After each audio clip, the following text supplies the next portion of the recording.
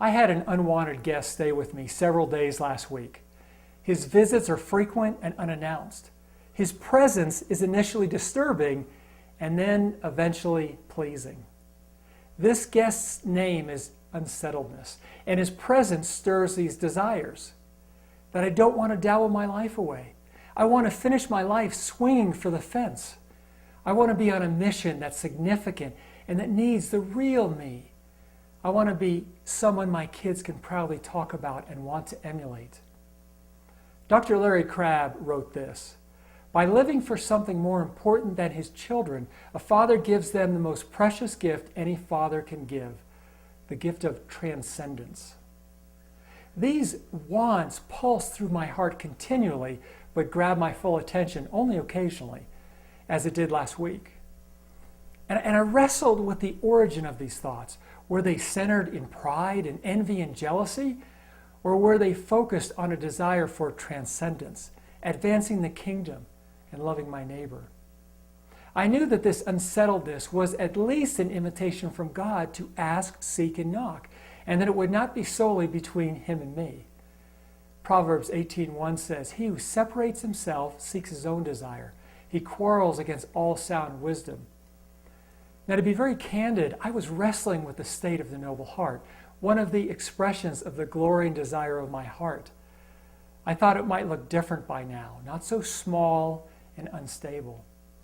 I knew from experience that when I am alone in this, asking, seeking, and knocking, I will end up in the cul-de-sac of self-examination.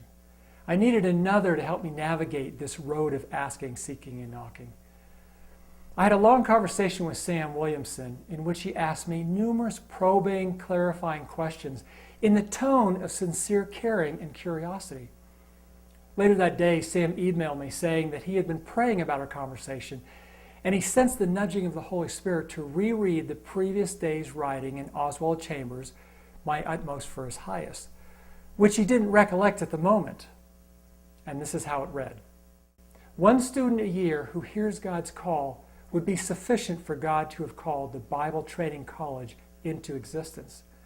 This college has no real value as an organization, not even academically. Its sole value for existence is for God to help himself to lives.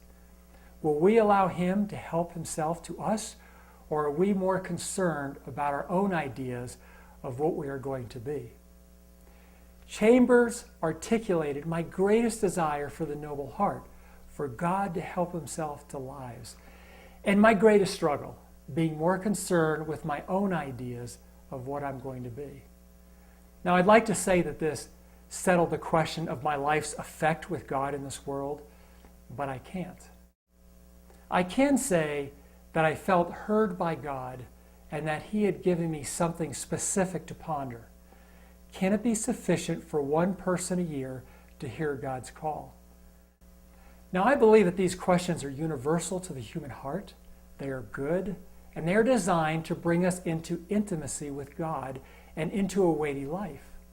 Unsettledness will visit frequently and unannounced, but each time it does, we wrestle with our desires from a different place. It's part of the cyclical awakening and deepening process. So let the unsettledness remind us to ask, seek, and knock as we explore our life in this world. Asking, seeking, and knocking will first lead us back to God and then back to our true heart.